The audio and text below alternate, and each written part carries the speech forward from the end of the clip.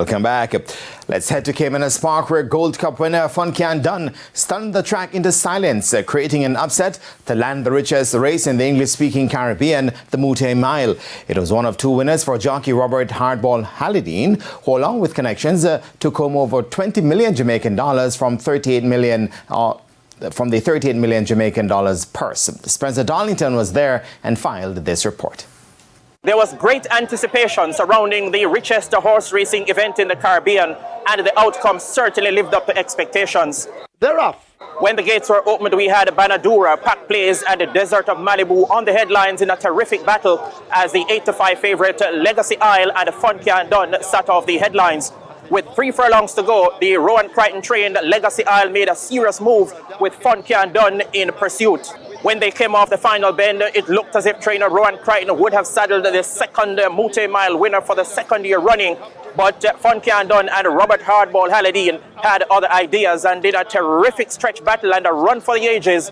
Funcaandun outbattled Legacy Isle. Funcaandun, here is Commandant kicking in on the outside. Pack Plays racing in behind them. Desert of Malibu outsped down against the rail. Legacy Isles put to the left-hand stick. Funcaandun now begins to bear down on the outside. It's a Legacy Isles driven to the max. Funcaandun, it's a head bob. They drive toward the line. Funcaandun wins the Mouttet Mile over Legacy Isle. Funcaandun, in creating a massive upset at 17-1, came home in 1 minute 38 and 4/5 of a second and taking home just under $21 million for the winning connections. It was the biggest victory in the careers of jockey Robert Halidine, trainer Jason Acosta, and owner Carlton Watson. Trainer Jason Acosta said Robert Halidine rode a perfect race, while Halidine himself said in the stretch run, in the stretch duel with Legacy Isle, he had to draw on all his years of experience and tactical acumen to win that battle. Robert rode a perfect race. He started pretty close to the pace, start them.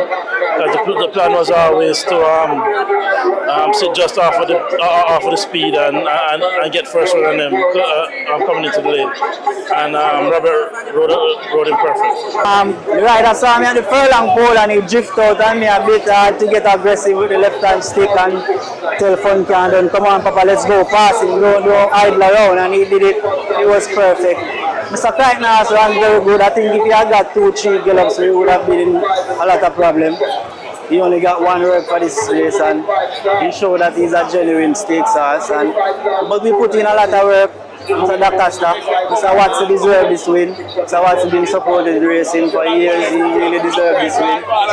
The Broom Greedy, the whole D'Acosta team. That's hats off to everybody. Elsewhere on the program, Jamaican Derby runner-up and the 3-year-old Grey Filly, Julie Run, trained by Ian Prasad, made it a gate-to-wire performance in the third running of the Chairman's Plate over 9 furlongs and 25 yards, clocking a brilliant time, 1 minute 54 and 2/5 of a second, and setting a new stakes record.